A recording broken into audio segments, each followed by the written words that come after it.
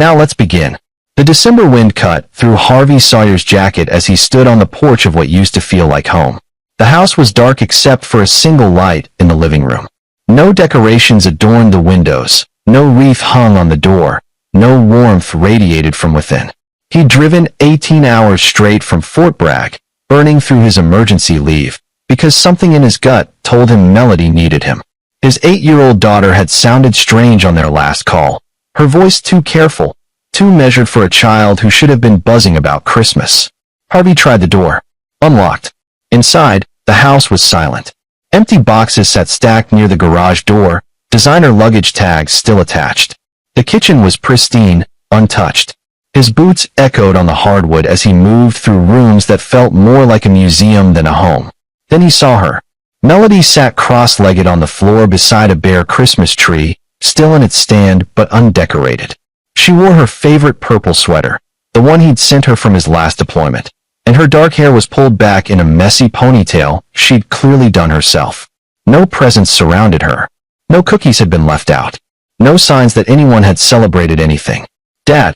She jumped up, and Harvey caught her in his arms, lifting her like she weighed nothing. She buried her face in his shoulder, and he felt her small body shudder. "Hey, baby girl. I'm here now." He carried her to the couch, settling her beside him. "Where's your mother?" Melody pulled back, and Harvey saw something in her eyes that made his chest tighten. Not the innocence of a child, but a weariness that didn't belong there. She reached into her pocket and handed him a folded note. The paper was expensive, cream-colored with embossed edges.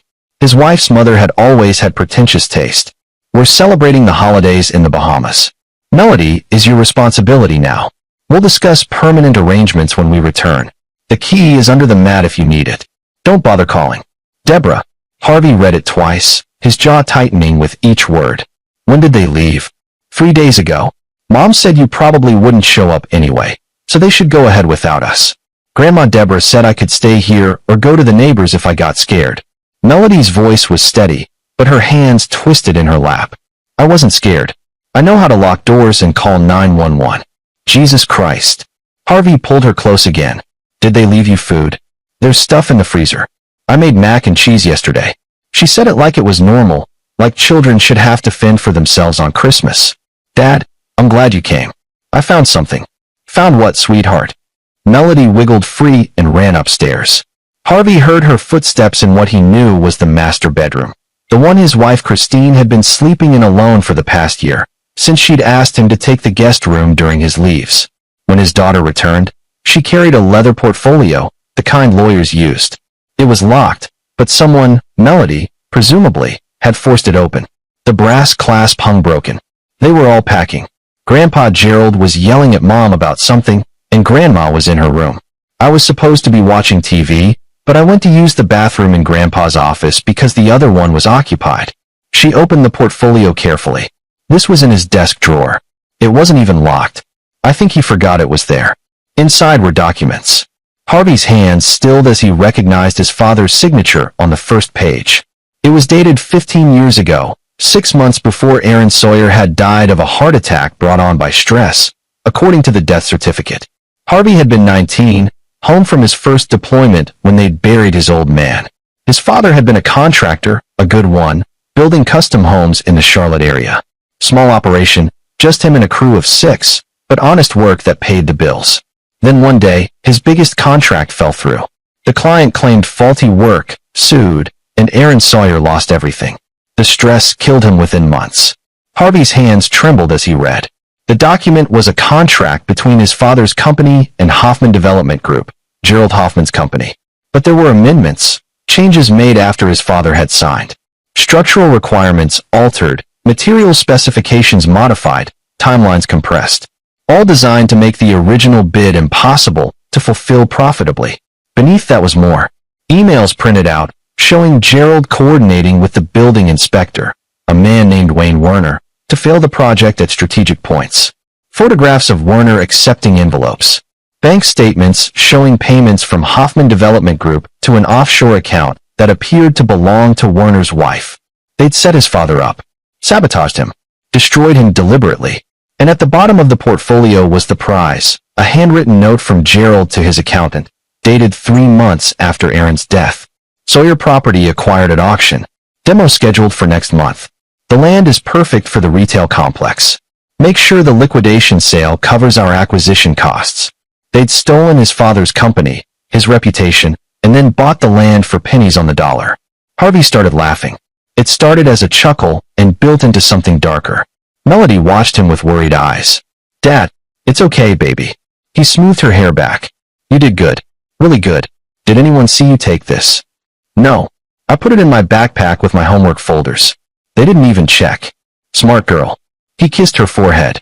Your grandfather thought I was just some dumb grunt, didn't he? Someone he could push around. Someone not good enough for his precious daughter. Harvey had met Christine Hoffman at a charity event 9 years ago. She'd been volunteering. He'd been in dress uniform representing the base at a fundraiser.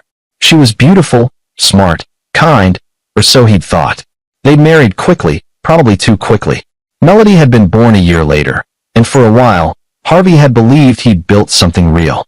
But Deborah and Gerald Hoffman had never approved. Harvey wasn't from money.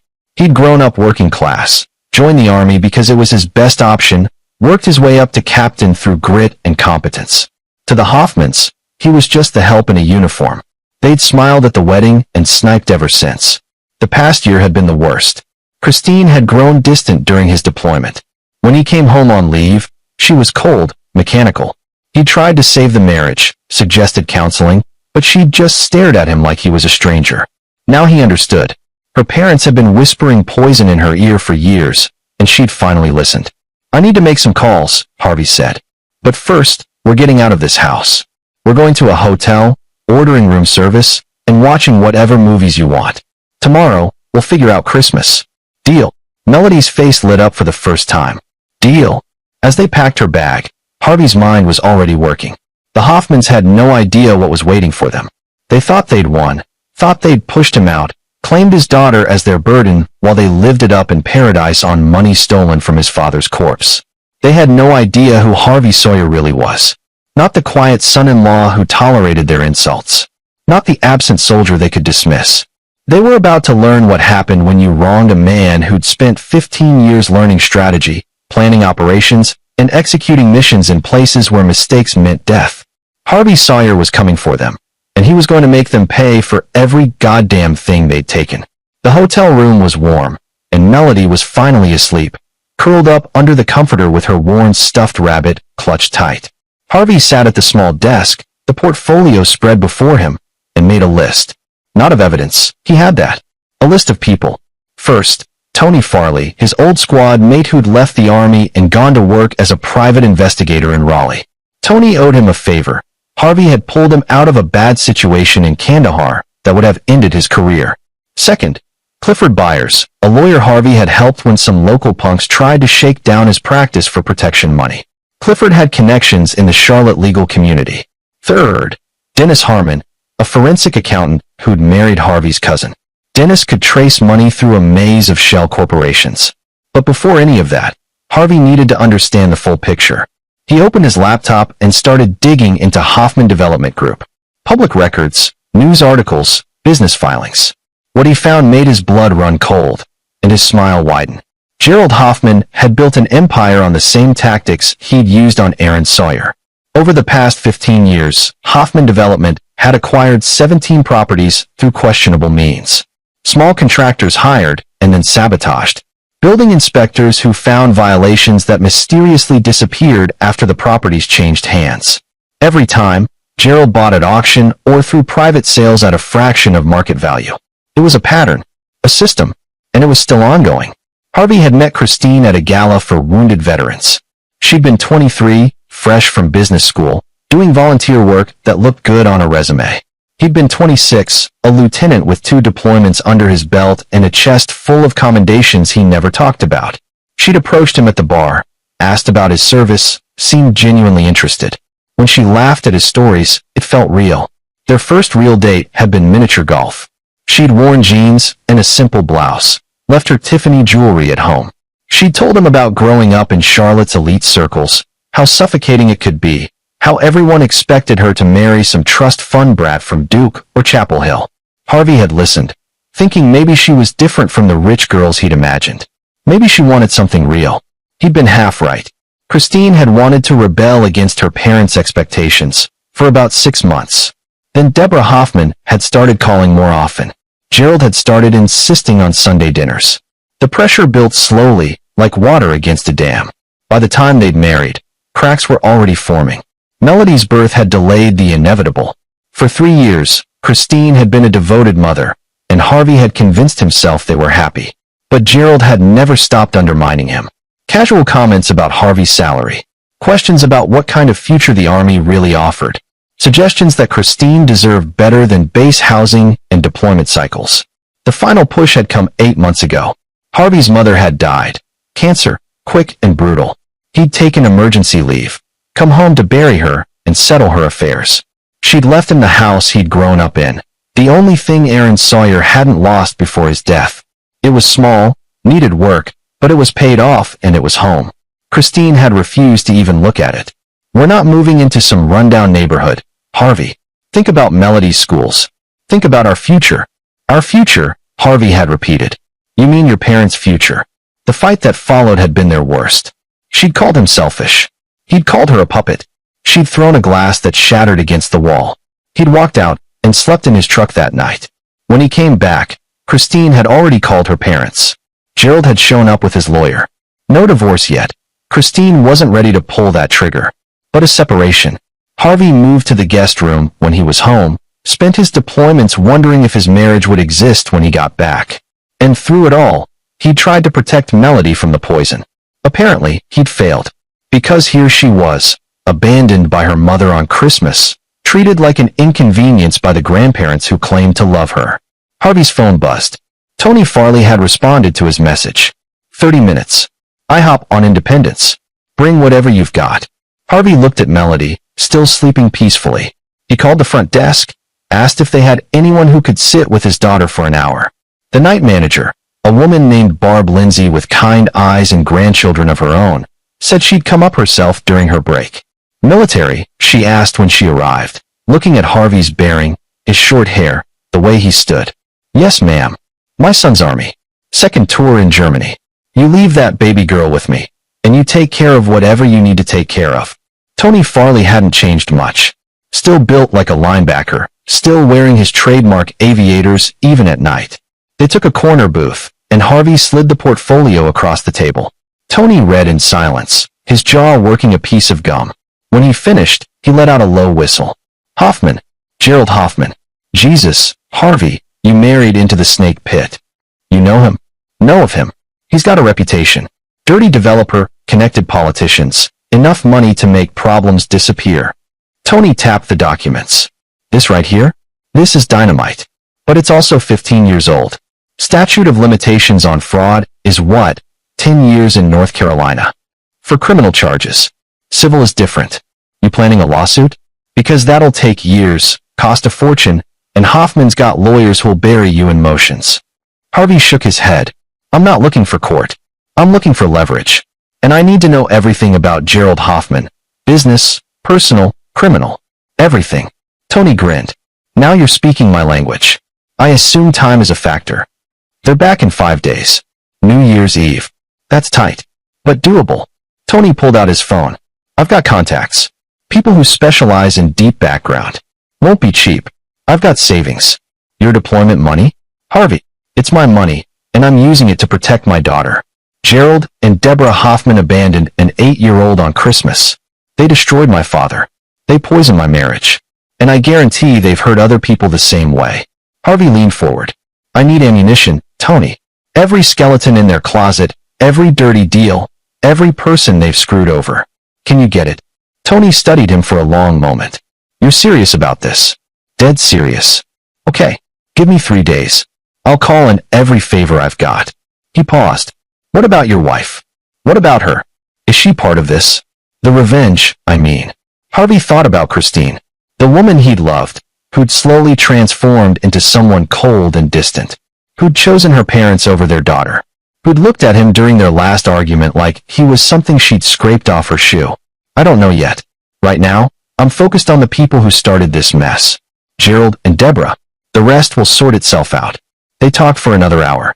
Tony knew people, a journalist who'd investigated construction fraud, a former city councilman who'd lost his seat after opposing one of Gerald's developments, a contractor who'd been bankrupted under circumstances similar to Aaron Sawyer's. Each name was another potential ally, another piece of the puzzle. When Harvey returned to the hotel, Melody was awake, watching cartoons with Barb. "She's a sweetheart," Barb said. "Reminds me of my granddaughter. You take care of her, you hear?" "I will. I promise." After Barb left, Melody crawled into Harvey's lap. "Is everything okay, Dad?" "It will be." He smoothed her hair. "Hey, I've been thinking. How would you like to spend Christmas with me? Just the two of us. We could go to the mountains, find a cabin, make it our own thing." Her eyes lit up. "Really? We don't have to wait for Mom and Grandma and Grandpa." The fact that she sounded so hopeful about avoiding them broke something in Harvey's chest. "Really? We leave tomorrow. We'll have our own Christmas, and it'll be better than anything they could have planned. Can we build a snowman? We'll build the biggest snowman North Carolina has ever seen." She hugged him tight, and Harvey made another promise silently. Not just to protect her, but to show her what family really meant. Not the Hoffman's twisted version, where love came with conditions and money bought loyalty. Real family. The kind his father had shown him before Gerald Hoffman had destroyed him. The next morning, they checked out early and drove west toward the Blue Ridge Mountains. Harvey had rented a cabin outside of Boone, remote, peaceful, with a fireplace and a view of the peaks. On the way, they stopped at a Target, where Melody picked out a small artificial tree and ornaments.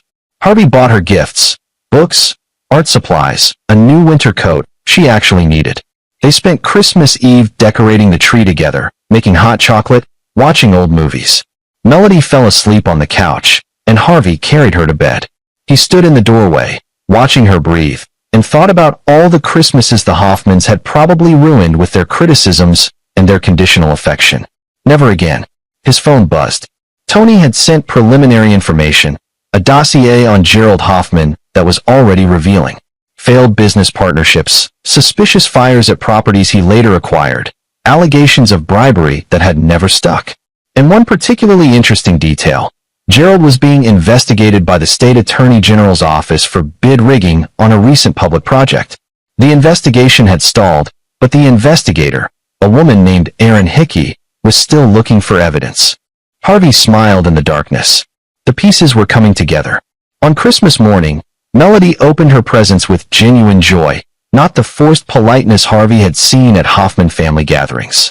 They built their snowman. It was more of a snow creature, lopsided and silly, but Melody loved it. They made pancakes for lunch, played board games, talked. "Dad?" she asked that evening. "Are you and Mom getting divorced?" The question caught him off guard. "Why do you ask that?" "Because she doesn't love you anymore. I can tell." Melody's voice was matter of fact, too wise for her years. "And you're sad when you're around her. I don't want you to be sad." Harvey pulled her close. "Whatever happens with your mom and me, you need to know something. I will always be your father. I will always protect you. I will always come when you need me.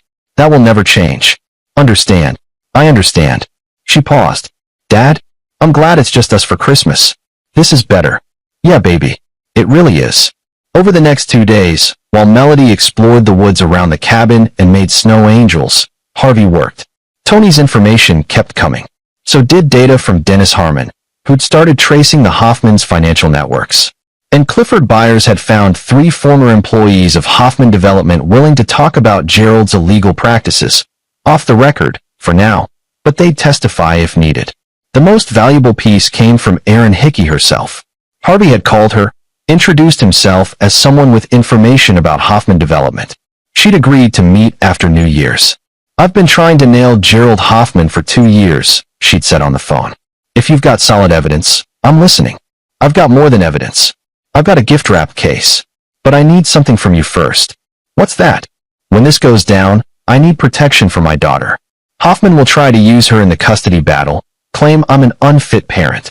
I need documentation that I'm cooperating with law enforcement, that I'm the good guy here." There was a pause. "Are you the good guy?" "I'm a father protecting his child from people who abandoned her on Christmas." "You tell me. Send me what you've got. I'll review it. If it's as good as you say, we'll talk about arrangements." Harvey sent a carefully curated portion of the evidence, enough to show the pattern of fraud, but not everything. He wanted leverage, Insurance. If the state attorney general's office moved on Gerald, that was fine.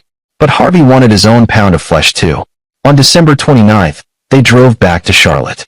Melody was quiet in the car, and Harvey knew she was dreading returning to that cold house, to her mother's indifference and her grandparents' contempt. "We're not going back there," Harvey said. "We're getting your things, and then we're staying at a new place. Somewhere that's just ours." "Where?" "Your grandma's house. The one she left me. I've been fixing it up."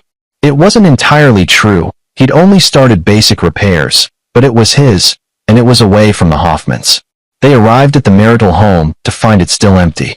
The Hoffmans' flight wasn't due back until New Year's Eve. Harvey and Melody packed her clothes, her books, her treasures. He left a note for Christine. "Melody is with me. She's safe, happy, and loved. Things she wasn't when you left her alone. If you want to discuss custody, call my lawyer. If you want to be her mother again, you know where to find us." Harvey. He left Clifford Byers' card on the counter. Then they went to the house on Oakmont Street, the house where Harvey had grown up. It needed paint, and the furnace made odd noises, but there was a yard for Melody to play in and a garage where Harvey's father had taught him to fix cars. Standing in the driveway, Harvey felt Aaron Sawyer's presence like a hand on his shoulder. "I'm going to finish what you started, Dad," he whispered. "I'm going to make them pay." Inside, Melody explored while Harvey made a final call to Tony. "Please tell me you have something good." "Oh, I've got something better than good. I've got something beautiful." Tony's voice practically sang. "Gerald Hoffman isn't just dirty. He's stupid dirty. He's been using the same offshore accounts for 15 years. Same shell corporations. Same patterns. It's like he thought he was untouchable. Is that all? That's not even the best part. Remember Wayne Werner, the building inspector from your dad's case? Still on the city payroll. Still taking bribes. And still working with Gerald. I've got photographs from 3 weeks ago. Werner meeting with one of Hoffman's project managers. Envelope changing hands. The project in question is the new convention center downtown. Public money, public project." Harvey's pulse quickened. "That's federal. That's FBI, baby. Public corruption, misuse of federal funds. This isn't just white-collar crime anymore. This is RICO territory if we can prove the pattern." Tony paused. "There's one more thing. Gerald has a safe deposit box at First Union Bank. Box number 447. My contact couldn't get inside, but the timing of his visits is interesting. Always right after a property acquisition. Always alone. You think he's keeping records? Insurance? Or trophies? Some of these guys, they're so arrogant they document everything. They think it makes them smart, proves they're cleverer than everyone else. If that box has what I think it has, you won't just destroy Gerald Hoffman. You'll bury him so deep he'll never see daylight again." Harvey leaned against the kitchen counter, a slow smile spreading across his face. "Can you get me access to that box? I can get you a look at the bank's security schedule and guard rotations. What you do with that information is your business." "Good. Send it tonight." After hanging up, Harvey found Melody in what had been his childhood bedroom. She was looking at old photos on the walls. Harvey as a boy, his father smiling in his work clothes, his mother laughing at a barbecue. "Is this Grandpa Aaron?"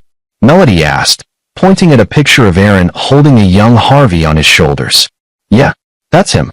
Grandma Deborah says the Sawyers were poor and didn't matter. But Grandpa Aaron looks happy in these pictures. Happier than Grandpa Gerald ever looks." Harvey knelt beside her. "Money doesn't make people happy, baby. Love does. Family does. Your Grandpa Aaron didn't have much, but he loved big. He built things with his own hands. He was honest and kind and strong. The Hoffmans took advantage of that. They hurt him because they could. Is that why we found those papers? So you could hurt them back?" Harvey hesitated. How much truth could an 8-year-old handle? "So I could protect you, and make sure they don't hurt anyone else the way they hurt Grandpa Aaron." Melody thought about this. "Are you going to be mean to them?" "No. I'm going to be smart. I'm going to show everyone who they really are, and let them face the consequences of their own actions. Sometimes that's the best revenge, letting bad people destroy themselves." She nodded solemnly. "I think Grandpa Aaron would like that." "Yeah," Harvey said softly. "I think he would." That night, after Melody was asleep, Harvey spread out all his evidence on the dining room table. Documents from the portfolio. Tony's investigative reports. Dennis Harmon's financial trails. Aaron Hickey's case files. It was a web of corruption spanning 15 years, dozens of victims, millions of dollars in fraud. And at the center of it all, Gerald and Deborah Hoffman, untouchable in their wealth and connections. Not anymore. Harvey's phone showed December 30th, 11:47 p.m. In 25 hours, the Hoffmans would land at Charlotte Douglas International, tanned and relaxed from their Bahamas vacation, expecting to return to their pristine lives. They had no idea the trap was already set. Harvey opened his laptop and began typing an email to Aaron Hickey. The subject line read, "Everything you need to prosecute Gerald Hoffman." The body was simple. Attached you'll find evidence of 15 years of fraud, bribery, and corruption by Hoffman Development Group and its principals. I have additional documentation that I'll provide upon meeting. I'm also providing information on an ongoing crime. Access to a safe deposit box containing further evidence. I'm willing to cooperate fully with your investigation. In return, I need documentation of this cooperation for family court purposes. My daughter has been endangered by the defendant's actions, and I intend to ensure she's never in their custody again. He attached a carefully curated selection of documents, enough to prove the case, not enough to give away everything. Insurance, as always. Then he sent a second email to Wayne Werner's supervisor at the city building department. Anonymous tip about an inspector taking bribes, with photographic evidence attached. The bureaucracy would take time to respond, but the seed was planted. Third email, to a reporter Tony had mentioned, an investigative journalist named Oliver Hunter who'd been digging into construction fraud for the Charlotte Observer. If you want the story of the decade, meet me on January 2nd. Each message was a thread in the web. Each thread was a trap. And when the Hoffmans walked into it, they wouldn't just stumble, they'd hang themselves. Harvey closed his laptop and looked around his father's house. Tomorrow, he'd spend with Melody, giving her one more day of peace before the storm. Then New Year's Eve, when the Hoffmans returned. Then the systematic destruction of everything they'd built on lies and stolen money. "I'm coming for you," Harvey whispered to the darkness. "And you're going to wish you'd never heard the name Sawyer." New Year's Eve morning broke cold and clear. Harvey made breakfast, pancakes shaped like Mickey Mouse, Melody's favorite. And they ate together while she chattered about starting back to school, about her friends, about anything except the inevitable return of her mother and grandparents. At noon, Harvey's phone rang. "Christine, we need to talk." Her voice was clipped, businesslike. "I'm back tonight. I saw your note. How was the Bahamas?" Harvey kept his tone neutral. "Don't. Just don't." A pause. "You had no right to take Melody without telling me." "I had every right. I'm her father." "You abandoned her." "I didn't abandon her. I left her at home where she was safe. For 3 days. On Christmas. She's 8 years old. She had food, shelter, everything she needed." Christine's voice rose. "Not everyone can run off and play hero like you, Harvey. Some of us have responsibilities. Responsibilities like partying in the Caribbean while your daughter sits alone in an empty house." "My parents invited me. It was a family trip. Melody is family. Or did you forget that?" Silence. "Then, my parents said you'd make this difficult. They said you'd use Melody as a weapon." Harvey laughed, the sound bitter. "Your parents said that? The same parents who wrote a note calling their granddaughter a burden? Those parents. That's not. They didn't mean." Christine stumbled over her words. "It was taken out of context." "Really? What's the context where abandoning a child on Christmas is acceptable?" "I'm done arguing. We're landing at 7. I expect Melody to be at the house at 8 so we can discuss this properly. As a family." "No." "Excuse me. I said no. Melody stays with me. If you want to see her, you can come here. But she's not setting foot in that house until we have a custody arrangement in writing. You can't do this. You're deploying in 2 months. You can't take care of her full time." Harvey's grip on the phone tightened. "Watch me. I'll resign my commission if I have to. Melody comes first. You'd throw away your career? In a heartbeat. For her." Another pause, longer this time. When Christine spoke again, her voice had changed, softer, almost uncertain. "Harvey, what happened to us? You chose your parents over our daughter. Over me. Over everything we built." He kept his voice steady, factual. "You let them poison you against me until you couldn't even see straight anymore. And when they decided Melody was inconvenient, you went along with it. That's not fair. Life isn't fair, Christine. My father learned that when your father destroyed him. I learned it when I buried both my parents before I turned 30. and Melody learned it when her mother left her alone on Christmas. Harvey took a breath. You want to fix this? Fine. But it starts with you choosing your daughter. Not your parents. Not their money. Not their approval. Her. I don't know if I can do that. At least she was honest. Then I guess we know where we stand. I'll have my lawyer contact you about custody. And Christine, whatever happens next, whatever comes out about your parents, remember that you had a choice. You could have been different. He hung up before she could respond. Melody appeared in the doorway. Was that Mom? Yeah. Is she mad? She's confused. Harvey pulled her into a hug. But that's not your problem. You're safe, you're loved, and nothing is going to change that. The hours until evening ticked by slowly. Harvey kept Melody occupied with movies and games, but his mind was racing. Tony had sent the final piece of information that morning, Gerald Hoffman's schedule for tonight. A New Year's Eve party at the Hoffman estate, starting at 9. Politicians, business leaders, society's elite. Gerald's annual power display. It was perfect. At 7:15, Harvey's doorbell rang. He checked the camera, a home security system he'd installed that morning, and saw Christine standing on the porch. Alone. He opened the door. She looked tired, her tan not quite hiding the shadows under her eyes. Can I see her? Melody. Harvey called. Your mom's here. His daughter emerged from her room, walking slowly. She hugged Christine, but it was perfunctory, obligatory. Hi, Mom. Hi, baby. I missed you. Christine held her tight. I'm so sorry about Christmas. It was wrong. I should have been here. Why weren't you? The simple question hung in the air. Christine looked at Harvey, then back at Melody. Because I made a mistake. I let Grandma and Grandpa convince me that you'd be fine, that it was just one Christmas. But it wasn't fine. It was wrong. Are you going to make the same mistake again? Melody's voice was small but firm. I don't know, sweetie. I'm trying to figure out what's right. Dad knows what's right. He came for me. He always comes. Christine's eyes filled with tears. I know. Your dad is a good man. Better than I've been treating him. She looked at Harvey. Can we talk? Just for a minute. They stepped onto the porch while Melody went back to her room. The night was cold, frost forming on the windows. My parents are furious, Christine said. They want to sue you for custody. They have lawyers ready to go. Let them try. Harvey, they have resources. Money. They can make this ugly. They already made it ugly when they called my daughter a burden. He studied his wife, soon-to-be ex-wife, probably. Christine, I need you to understand something. I'm done playing nice with your parents. I'm done pretending they're good people. They're not. They're cruel, manipulative, and they hurt people for profit. That's not true. They're just protective, particular about success. They destroyed my father. Did you know that? She blinked. What? Harvey told her. Not everything. Not the evidence. Not the plan, but the basic facts. How Gerald had sabotaged Aaron Sawyer's business, forced him into bankruptcy, bought his property for pennies, and built an empire on the ruins. Christine's face went pale.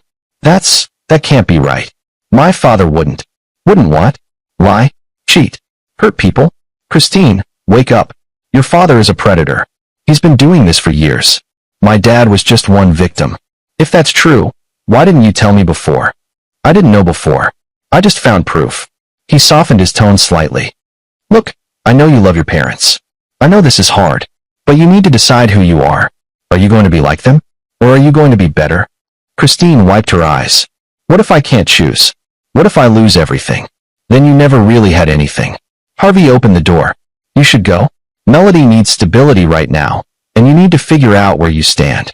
Will you let me see her? After tonight. Always. I'd never keep her from her mother. But the Hoffmans? They don't get access until they can prove they won't hurt her again. Christine nodded, broken, and walked to her car. Harvey watched her drive away, feeling something close to pity. She was a casualty of her parents' poison, but she'd chosen to drink it anyway. At 8:30, Harvey called Clifford Byers. Everything ready for tomorrow? Papers are filed. Emergency custody hearing is scheduled for January 3rd. I've got 3 character witnesses lined up, and the evidence of abandonment is airtight. Unless the Hoffmans can prove immediate danger to the child, you'll get temporary custody easily. Good. And the other thing? The civil suit? That's trickier. Like I said, statute of limitations. I'm not worried about winning money. I'm worried about public record. When I file that lawsuit alleging fraud, it becomes public news. The kind of thing that gets picked up by investigative reporters. Clifford chuckled. You're a devious man, Captain Sawyer. I'm a motivated man. There's a difference. At 9 p.m., Harvey tucked Melody into bed. She grabbed his hand before he could leave. Dad, are you going to do something tonight? What makes you think that? You have that look. Like when you used to plan surprise parties for Mom. Like you're thinking really hard about something. Smart kid. Too smart. I'm going to start fixing some old problems. But you don't need to worry about it. You just need to sleep and dream about good things. Will it make the bad people go away? Eventually. It might take some time, but yeah, the bad people will get what they deserve. She nodded, satisfied, and closed her eyes. Harvey waited until her breathing evened out, then went to his car. The Hoffman estate was lit up like a Christmas tree. Ironic, considering they'd skipped actually celebrating Christmas. Cars lined the circular driveway, valets in penguin suits directing traffic. Harvey parked down the street and walked past, just another gawker admiring the wealth on display. He wasn't here to crash the party. He was here to watch, to observe, to confirm one final detail. At 9:45, he saw what he needed. Gerald Hoffman stepping out onto the balcony with a cigar, his face flushed with wine and self-satisfaction. Dennis Harmon stood beside him. Wait, not Dennis Harmon. Wayne Werner, the corrupt building inspector. The two men laughed about something, and Gerald handed Werner an envelope. Right there, in public, at a party full of witnesses. Harvey snapped photos with his phone. Not good enough for court, maybe, but good enough for Oliver Hunter's story. At 10 p.m., he returned to his car and made the call. Aaron, it's Harvey Sawyer. I'm sending you something right now. Photos of Gerald Hoffman passing an envelope to Wayne Werner tonight. Werner is the subject of your investigation into the Convention Center project, correct? Yes. Jesus, you actually got photos. Time-stamped, geotagged. I'm also ready to turn over the safe deposit box information. Box 447 at First Union Bank, registered to Gerald Hoffman under a corporate account. I believe it contains evidence of his pattern of fraud dating back 15 years. How do you know all this? Because I'm very good at my job, and my job is planning operations. Meet me tomorrow, January 1st, at noon. Bring a warrant for that safe deposit box, and I'll give you everything else you need to prosecute. This is incredible. If this pans out, Hoffman is going down for years. That's the idea. Oh, and Aaron, when you serve that warrant, do it publicly. At his home, if possible. I want maximum exposure. That's not usually how He abandoned an 8-year-old child on Christmas. He destroyed my father's life and business. He's hurt dozens of people and never faced consequences. So yeah, I want him humiliated. I want him to feel what it's like to lose everything. If that's not professional, too bad. It's justice. Aaron was quiet for a moment. Tomorrow, noon. Bring everything. Harvey hung up and drove home, his hands steady on the wheel. The trap was set. The pieces were in place. Now all he had to do was wait for the Hoffmans to step into it. He checked on Melody one more time, still sleeping peacefully, and then sat in his father's old recliner, looking at the photos on the walls. Aaron Sawyer smiled down at him, forever frozen in happier times. It's almost done, Dad, Harvey whispered. One more day, and they pay for everything. Outside, fireworks began exploding as midnight approached. The city celebrated the new year, unaware that for the Hoffman family, the celebration was about to end forever. Harvey raised a glass of whiskey to the photos. Happy New Year, you bastards. It's going to be your last good one. January 1st dawned gray and cold. Harvey made breakfast again, trying to keep things normal for Melody while his mind raced through contingencies. At 11 a.m., Barb Lindsay from the hotel called. She'd agreed to watch Melody for a few hours. Harvey dropped his daughter off, ignoring Melody's concerned looks. I'll be back soon. I promise. And when I get back, things are going to be different. Better. The meeting with Aaron Hickey took place at a coffee shop in South End. She arrived with a recorder and a legal pad, all business. Harvey handed over copies of everything.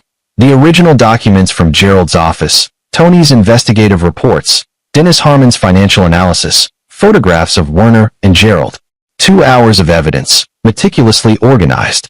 Aaron's hands actually shook as she reviewed it. My God, this is bigger than I thought. It's not just the convention center. It's a decades-long pattern of organized fraud. Can you prosecute? Can I? Harvey, I can put Gerald Hoffman and Wayne Werner away for 10 to 15 years each. RICO charges, conspiracy, fraud, public corruption, the whole 9 yards. I'll need to bring in the FBI, probably the IRS too. She looked up.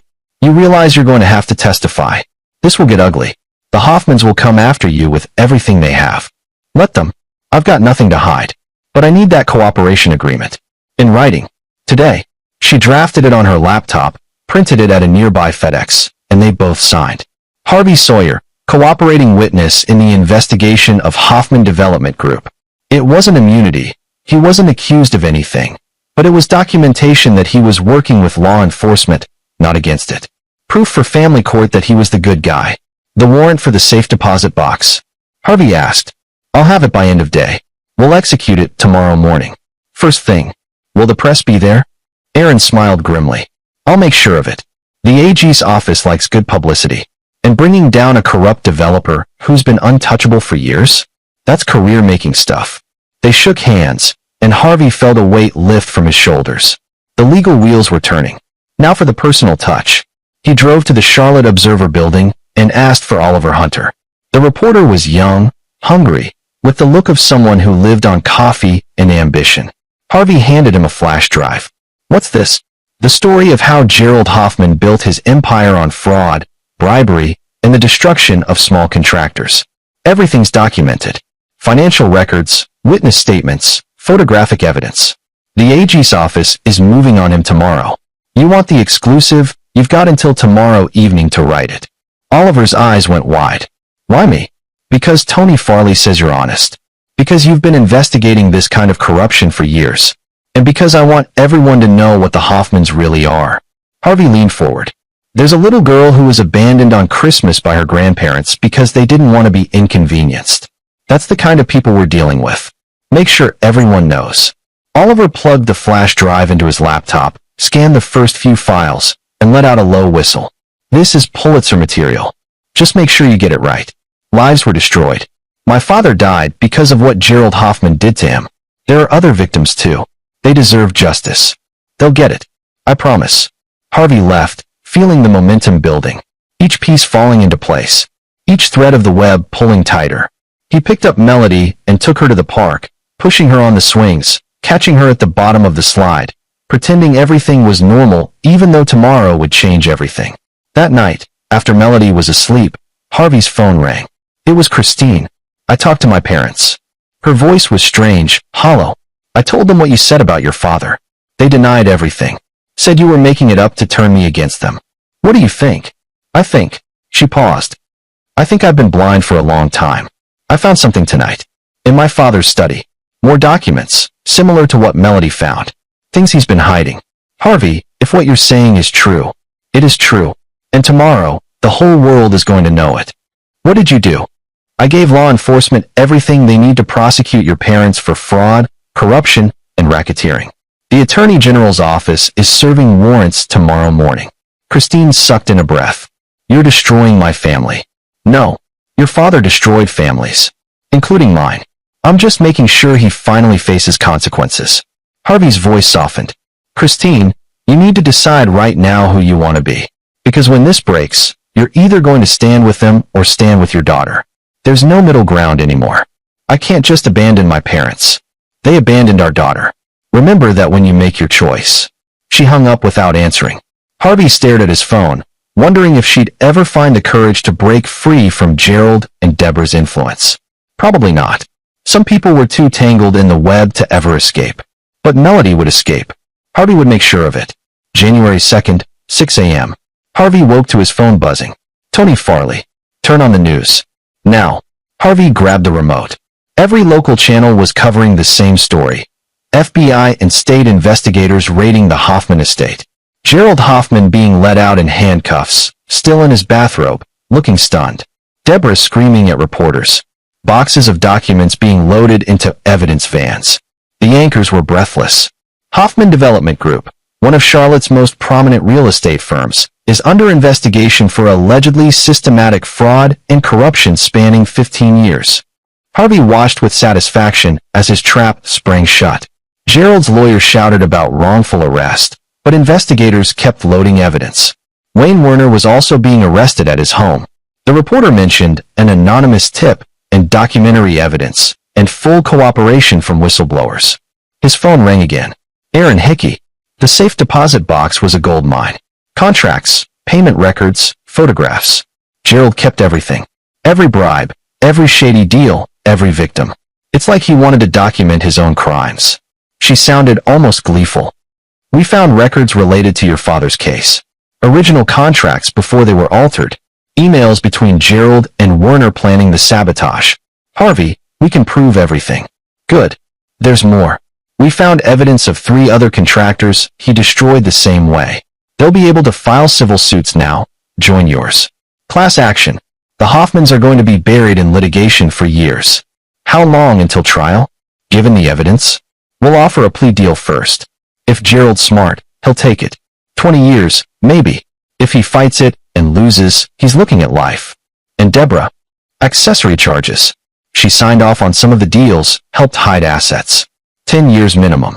Harvey closed his eyes, letting the satisfaction wash over him. Thank you, Aaron.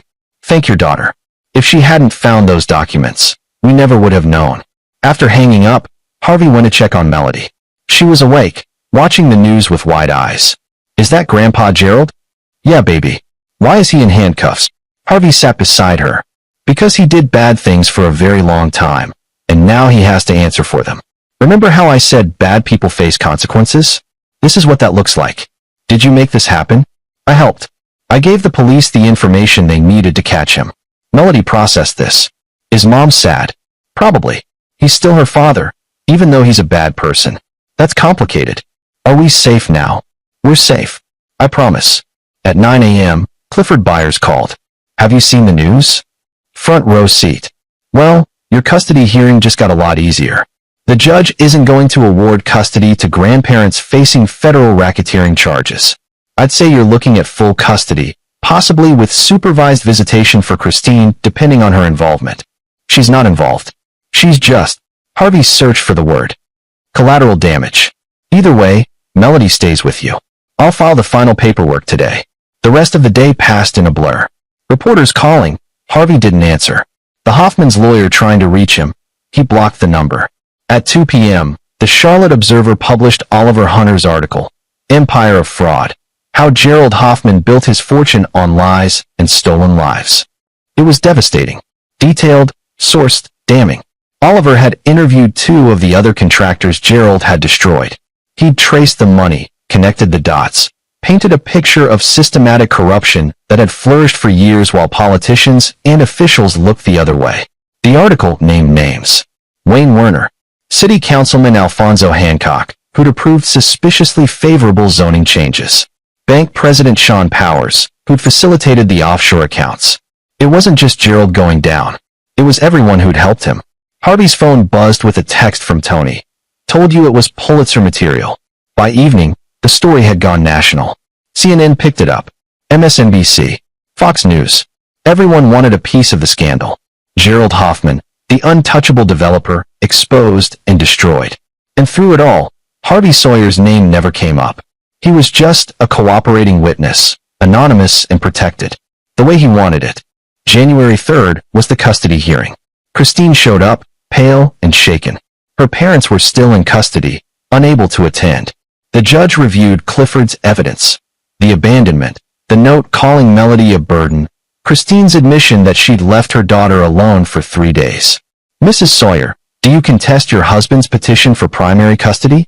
Christine looked at Harvey, then at Melody, sitting in the gallery. No, Your Honor. I don't. My husband is a good father. Better than I've been a mother. Melody should be with him. The judge granted Harvey primary custody with joint legal custody. Christine got visitation rights, supervised for the first 3 months, then reassessed based on her participation in family counseling. It was more than fair. Outside the courthouse, Christine approached Harvey. Can I talk to her? Of course. Melody came over, uncertain. Christine knelt down. Baby, I'm so sorry. For everything. For leaving you. For choosing wrong. For not protecting you the way your dad did. I don't expect you to forgive me right away, but I'm going to try to be better. I promise. Are you going to keep seeing Grandma and Grandpa? No. They made choices, bad choices, and I can't be part of that anymore. I'm going to make different choices from now on. Christine touched Melody's cheek. Your dad was right about everything. I should have listened to him years ago.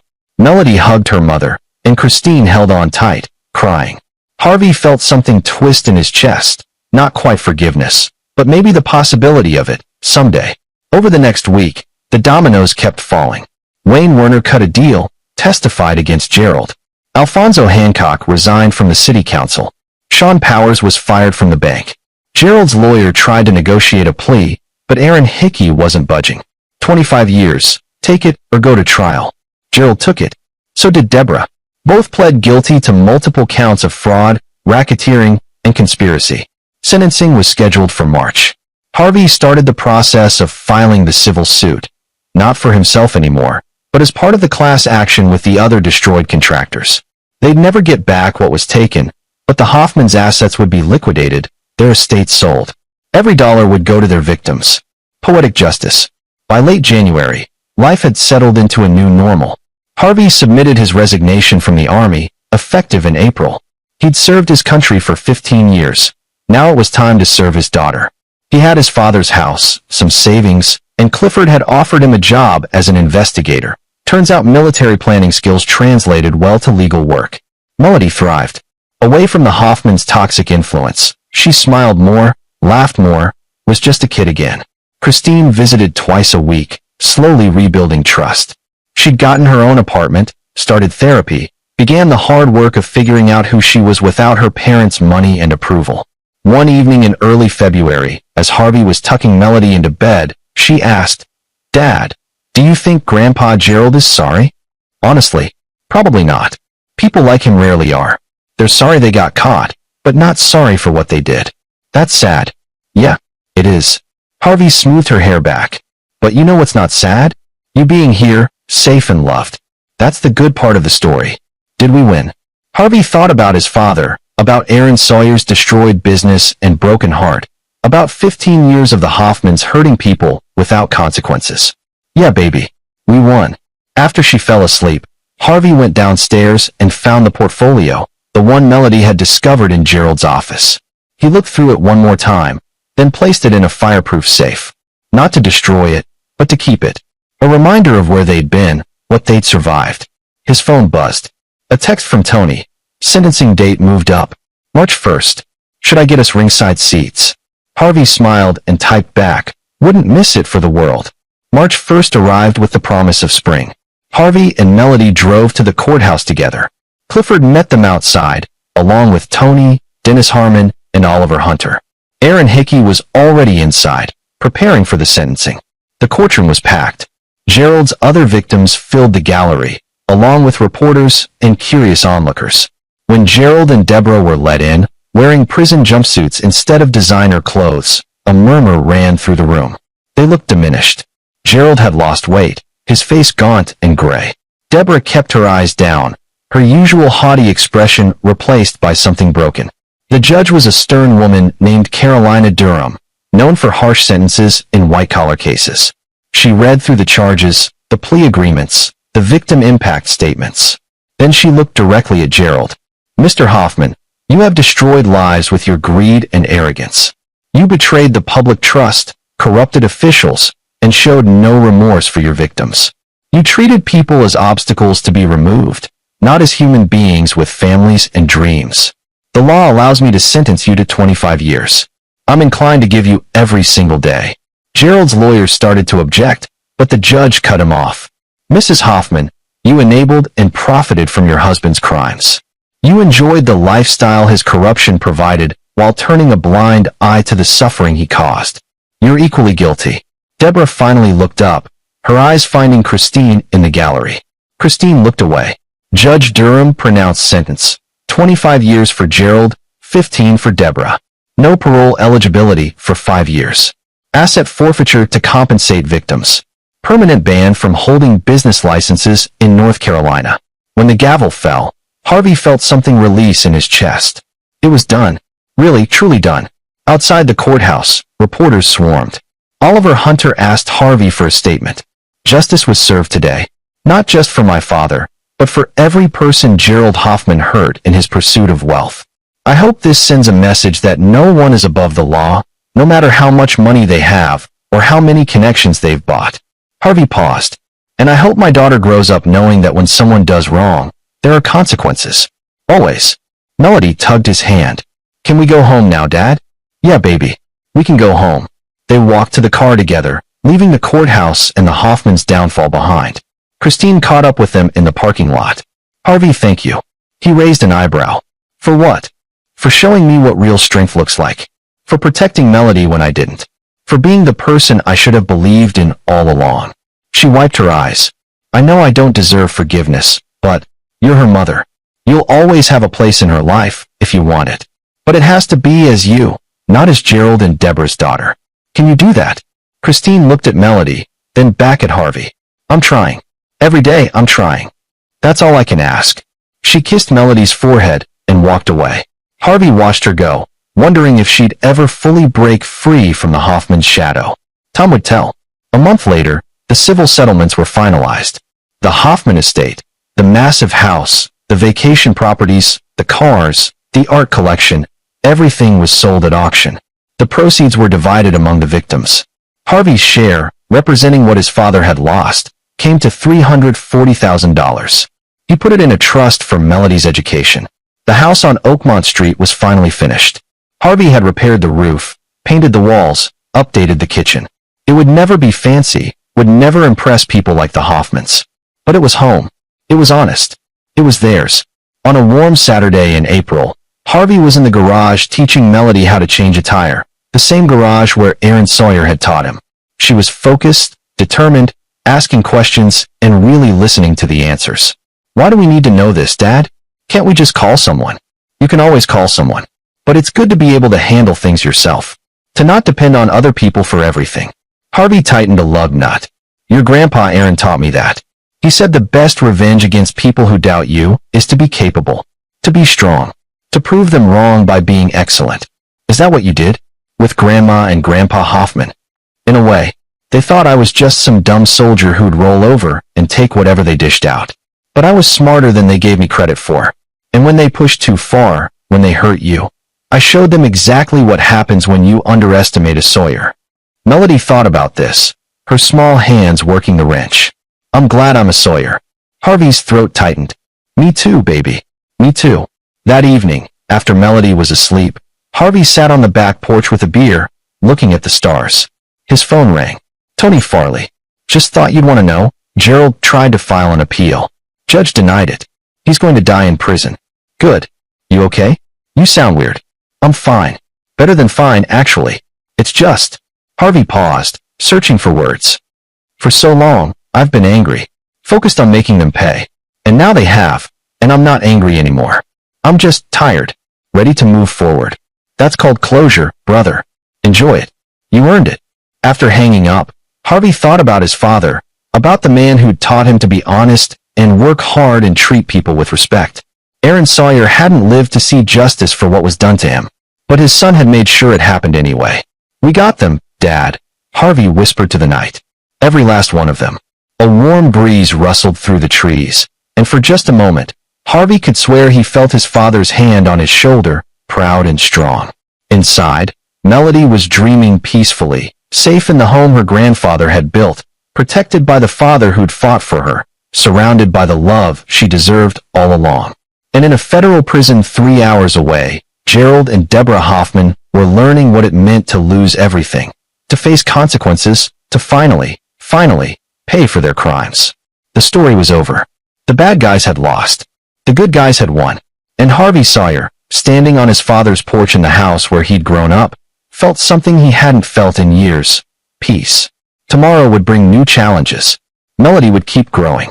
Christine would keep trying to rebuild their relationship. Life would continue, complicated and messy and real.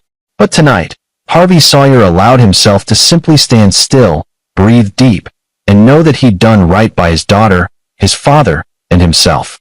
Justice had been served. And that was enough. This is where our story comes to an end. Share your thoughts in the comments section. Thanks for your time. If you enjoy this story, please subscribe to this channel. Click on the video you see on the screen, and I will see you there.